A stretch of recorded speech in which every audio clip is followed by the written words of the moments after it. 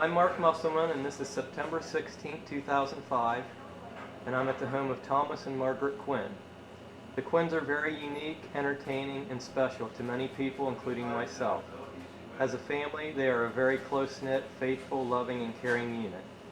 As with most big families, they've struggled through their share of hard times, but more often laughed their way through the good ones.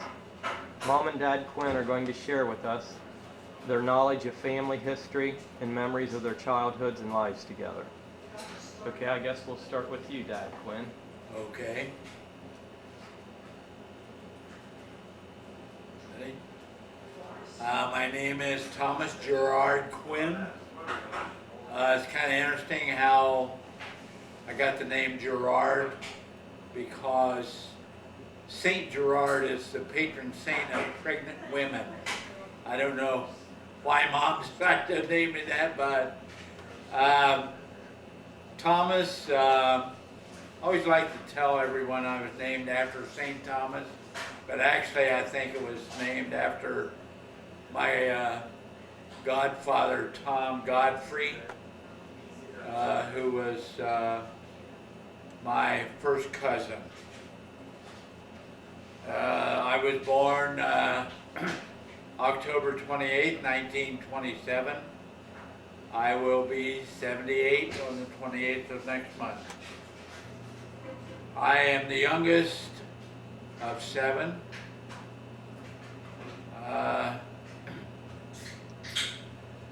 My other siblings were Joe, he was the oldest, Francie, Kit, Margie. I'm confused. I can't remember if it's Kit or Dick were the oldest. Dick, Kit, Margie, Paul, and then me. Is that 7? You've been counting? Okay. I never knew my grandparents. They had died much before I was born. My parents were Andrew Francis Quinn, and my mother's name was Anna Frances Mcgonagall.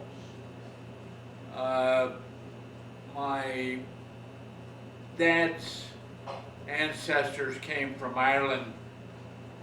I assume, there's no history of this, I assumed it was during the Great Potato Famine.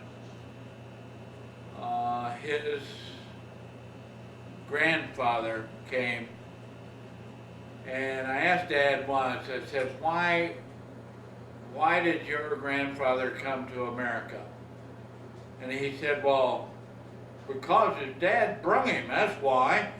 And Dad was very, what were you calling him? A man of few words. A man of few words. I can't remember too much about my relatives other than the Godfreys. They lived on a farm. What's the name of that road out there now? But it's all built up now. It's K Drive. Yeah, K Drive. That That's was for the mall. Godfrey's farm. It's across the road from the mall. We used to go out there and have great family picnics and reunions. I can remember they didn't have running water like we did downtown. You had one of these things, if you wanted water, you pumped it. But it was fun. You got to ride the horses, bareback, no saddles. Tom always said that a trip to Aunt Mary's farm, which is just the mall now that we all go 100 times a day, was an all-day trip, because they had to carry they took the bus to the bus line, Yeah, which was Harding Road, correct? I believe Or so. about there. Yeah, And then they had to walk the rest of the way. carry the food. So it was all day out of town. Yeah, but trip it was for them. great. It was great.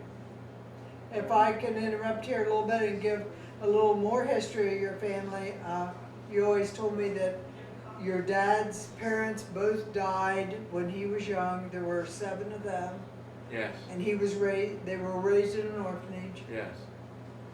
They were raised in an orphanage, and until the older ones got out and got jobs, and then they got the younger ones out. And Dad went to work when he was 13. He went to the 3rd grade.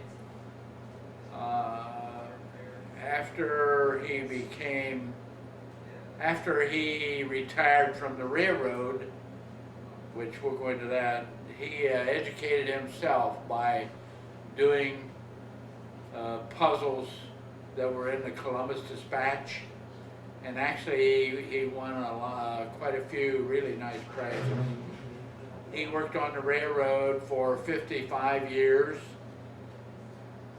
He started with the B&O, worked with them for 5 years. They were still burning coal when he started. The railroad was so dangerous at that point because of Indians, and you name it, safety standards where there weren't any. Nobody wanted to work on the railroad, so that's how he got a job.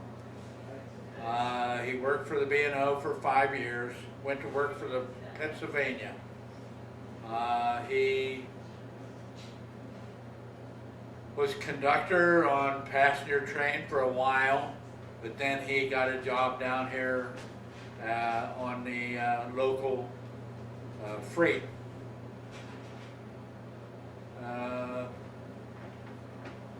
Let's see, there was something I wanted to say about that. He never lost a day's work during the Depression because he had enough seniority that if there was work, he got it. After the war was over and the younger guys came back from the war, they retired Dad because he was in his 70s, you know, which is kind of unheard of today, that anyone would work on the railroad into their 70s. If I'm not interrupting again, you want to tell about then your mother? I think it's interesting that back then parents died earlier and older siblings raised their younger siblings, and that's what happened with your mother's family too. Yeah. We lived down on 5th Street where they tore that house down to put where I-70 goes over 5th Street. But I remember my Aunt Margaret, she was a housekeeper for priests down in Somerset. She became ill, and my mom and Dad took her in and took care of her until she died. She was a wonderful person. I remember her, Aunt Margaret. She died of cancer of some kind. I'm not really sure what kind now. That's been so long ago.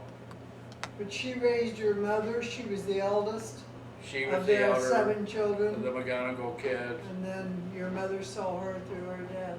Yeah, they lived on a farm at Moxahala. We've been down there to look to see if we could come up with some idea of where that farm was, but been too long. There's nothing left of that farm. I remember her brother, Uncle Joe, lived in Michigan, Battle Creek. He worked at Post cereal factory there. Mom would take me up there a lot to visit Uncle Joe. When Dad worked on the railroad, he would get passes so we could ride free, and we took advantage of that. Another brother I remember of Mom's was brother Raymond Mcgonagall. He was a religious brother, you know, like sisters now, only he was a brother. He taught high school. I remember for years he taught school in Hawaii, and that's where he's buried right now. Uncle John, they had a farm down in Somerset, which was another place that we go to for family get-togethers. That was a lot of fun too. Don't know much about that family. She had another brother, Bernie, that lived up on, remember the street up there around there where you're from, where Tom Smith lives now, down the hill there. Wheeling Avenue? When Wheeling. It was Gallagher or one of those. Off Wheeling or someplace. We spent a lot of time up there too. Let's see.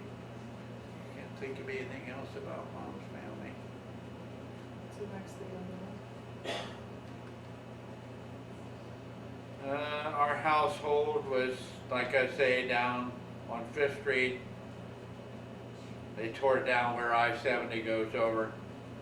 I remember when they wanted to put that highway in there, Mom and Dad were quite advanced in age. The government offered them a ridiculous amount of money for that property. Fortunately, Uncle Paul was still living there. If it hadn't been for him, I don't know what they would have done, because he was still single. He bought a house over here and moved Mom and Dad in it, and they lived there for quite a while. That's where they lived when Mom died. Then Dad moved out, and he lived in apartments, and Paul moved out, he lived in apartments.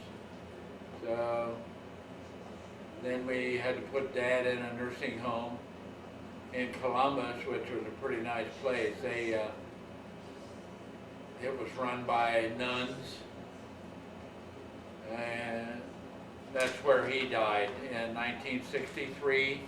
Mom died in 1960. Guess that's all I want to say about that.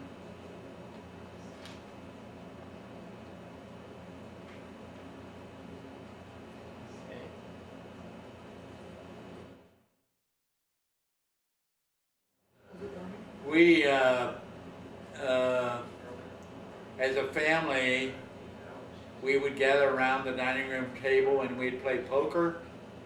My dad loved to play poker.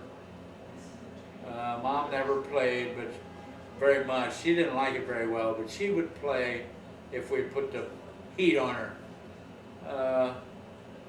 Joe and Dorothy, that's my oldest brother, and his wife, they were great card players. They would come down, and we didn't have chips. We would use wooden matches. I don't know if you folks even know what a wooden match is now. I haven't seen any for a while. Every pot we would skim off a dime. At the end of the evening, Paul and I would go uptown and buy food. That's one of my favorite memories. We always were very musical. We had a stack of 78 RPM records. I don't remember how many, but there were a lot. And we would play games with that. One of us would pick up the record and say, okay, here's a record on a Bluebird label, and it's by so-and-so. And you had to be able to name the name of the song that was on there. And that was fun. We did that a lot. We had just a little record player that sat on top of the radio. We really used that thing. That was before World War II. When the war came along, it kind of broke things up. Uncle Dick was old enough that he was the first to go into service. And then Paul went in. Uncle Dick went to the Air Force and ended up as a crew chief on a P-51, which historians say was the airplane that won the war in Europe. Uncle Paul joined the Coast Guard. He didn't like it very well because he thought he was really going to see a lot of action. He was kind of an action kind of guy. They stuck him on a tub in the North Atlantic, and he didn't like that at all. He wanted to see action, but never did. I graduated from high school when I was 17. I always wanted to go in the Air Force, but I couldn't find anybody to go with me. So I ended up with Jim Betcher, Pat Finan, and Don McAvoy. We all went down. We graduated in June, went down and signed up for the Navy that month. We got the call to report down at the courthouse on August 14th, 1945. Well, we got down there, we got on the bus. Uncle Dick was home on leave. The war in Europe was over. Uncle Paul was home on leave. So they came down with us to get on the bus. We got on the bus and went to Columbus.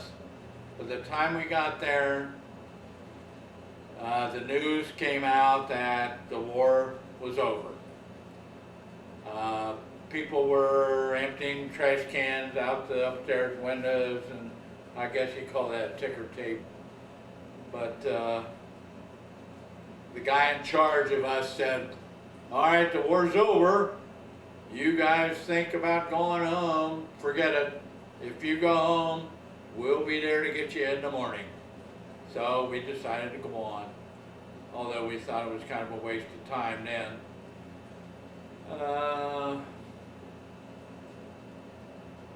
I can remember vividly one kid that lived down the street from us. His dad always wanted, his name was Dale Cooper. His dad was kind of a jock kind of guy that wanted Dale to be a big, rough, tough guy. And he always wanted Dale to fight me. So I don't know why, but the kid was so dumb. He'd stand back. We'd be wearing boxing gloves. He would stand back and he'd just run toward me, and I'd just stick my hand out, stick my arm out like that. He'd run right into it. And poor old Dale's daddy would get so discouraged about Dale. He's never going to be a boxer, apparently. But I remember when Dick and Kit were smoking out in the alley, and we had what they called the coal house, and they were out there smoking one day, and somebody said, "Oh, here comes Dad." So instead of putting their cigarettes out, they just kind of shoved them in a hole underneath the coal house, burnt the coal house down. I remember Dick, he was kind of the guy, that was always into something. We had a standing water tower down the alley. One day Dick was, we were absolutely forbidden to get up on that water tower. Well, guess who went down and climbed the ladder up on the water tower? The problem is, Dad went by on the train and saw Dick up on there. And boy, up that alley he came, church. Dick got a good tanning for that. I think that was the last time he ever got up on there. Let's see. I think the most fun I ever had in my whole life was playing football for St. Thomas. Did I already say it? I was a senior when we started the team, so actually none of us were very good at organized football. So we got clobbered every game. Which was pretty embarrassing, but well, we lived through it.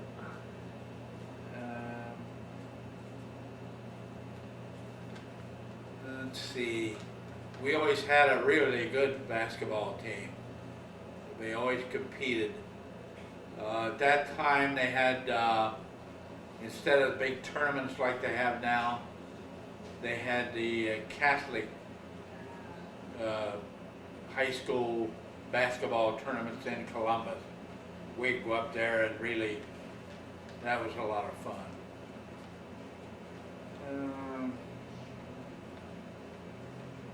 We lived right across the street from Lash High School, which they had a big lot there. It's where the John McIntyre Library is now. We would go over there and play touch football, just the kids in our neighborhood. Brunies, Rostas, the Sarah, the Dysers, the Neffs, Anternettos. I lived around so many Italians that I got so I could pretty well understand what they were talking about.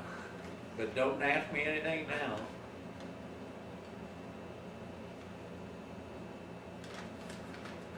Well, the most vivid memories of our society at the time was, of course, World War II. Most of the young men were gone. But I can remember in high school we would have the metal drives. And I can remember huge piles of scrap metal in behind the school where people would come over and trucks would come in, haul that away, and that was our contribution to the war effort. That's when women started to work in factories.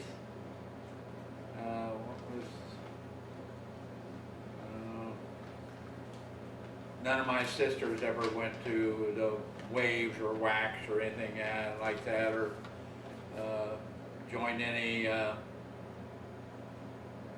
war effort type thing like that.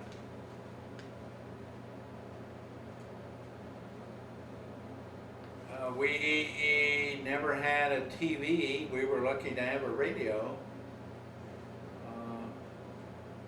I can remember we bought our first really nice radio, and the salesman said, "Oh, when, it won't be long, TV will be here.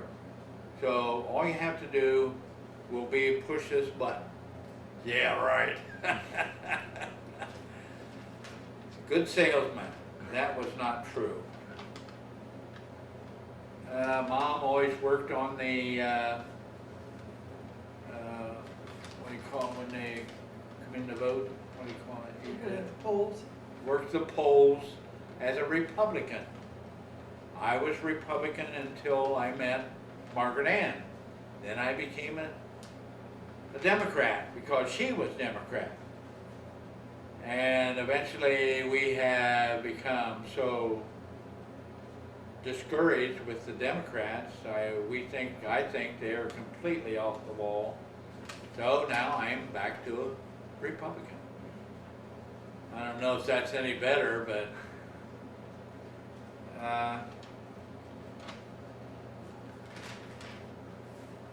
my plans for after high school was join the Navy, which I did. Spent a year in the Navy. I think God was running my life then. If I had joined the Air Force like I wanted to do, it would be a 6-year term. As it was, I spent 1 year in the Navy, and I think if I'd been gone for 6 years, I'd have never met Margaret Ann. And I think it's God's desire that we would marry and have a bunch of dudes like we have.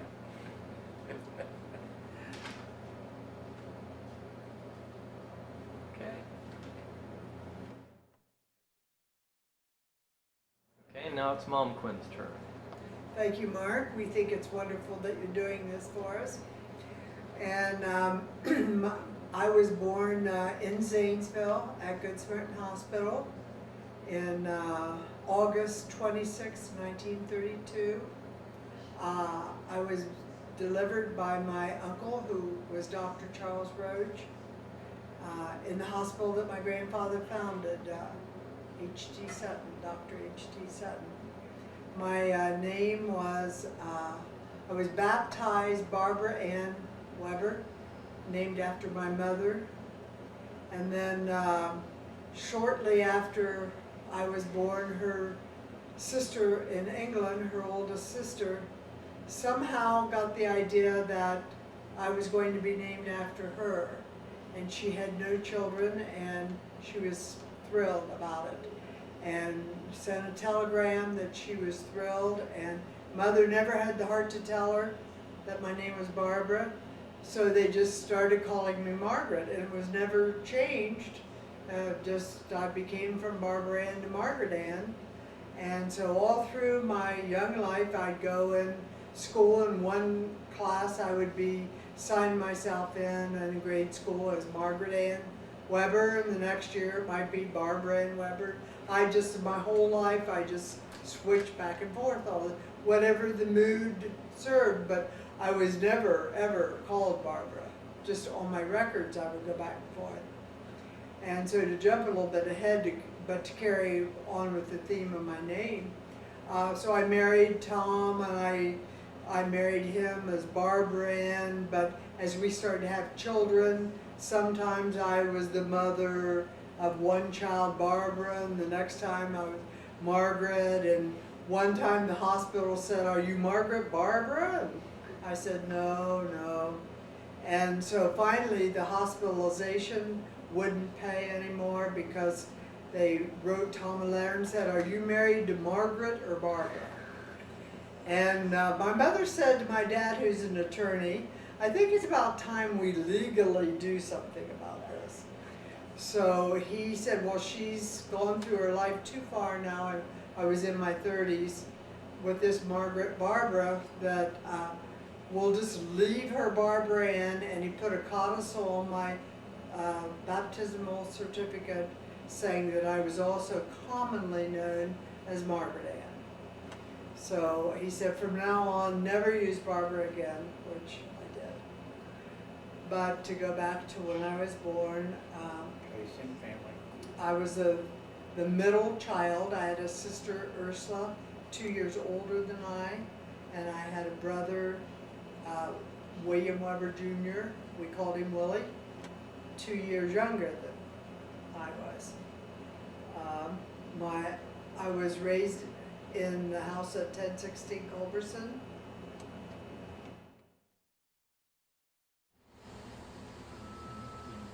Okay, this is the house that I moved to when I was about 4 years old, and my sister and brother and I were raised in this house. It was a beautiful big house. It has the front stairs and the back stairs for the maid, and it has 4 very large bedrooms with a very large sleeping porch hitched on the back, screened in. It was wonderful and nice weather. My dad had a playhouse built in the backyard for my sister and I that was a replica of the front of the house in front.